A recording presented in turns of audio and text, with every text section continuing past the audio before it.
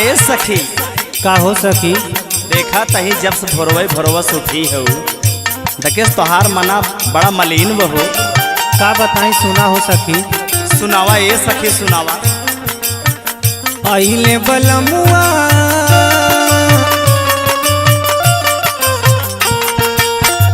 आइले बलमुआ सपनवा में मोर सखी।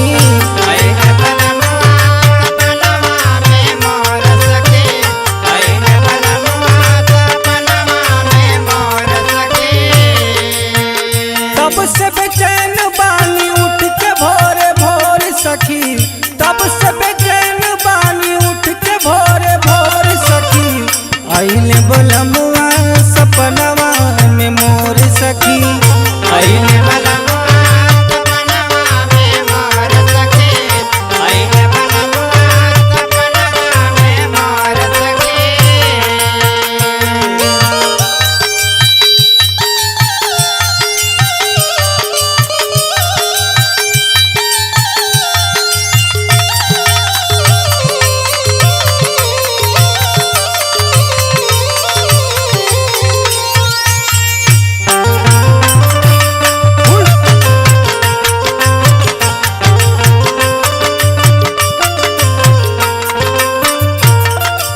बलमुआ सपने मारे तब तो खुशी की बात हो सकी। और सुनावा का तकलीफ बतो का सुना सुनावा।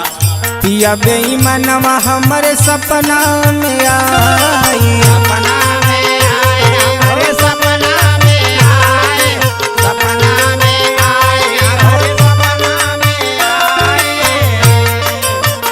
करू ही निदिया में दिहले जगाई,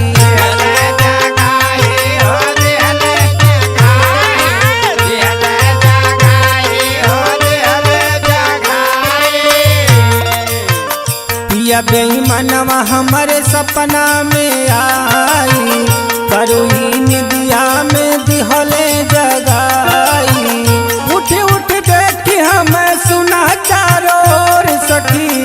आइले बलमुआ सपनवा में मोर सखी।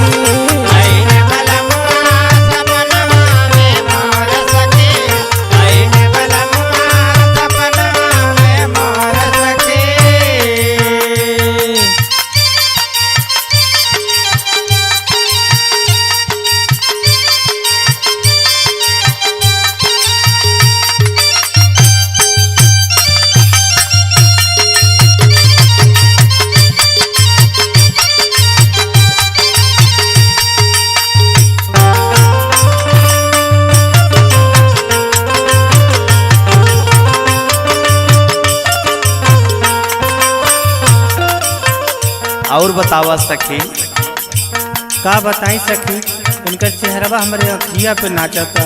अरे नचबे करे बलमुआ तो रहे ना। और सुनावा। सुना।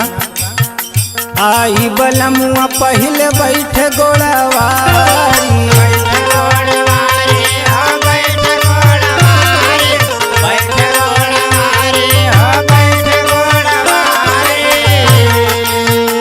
धीरे धीरे हम के वहाँ धैले अकवारी।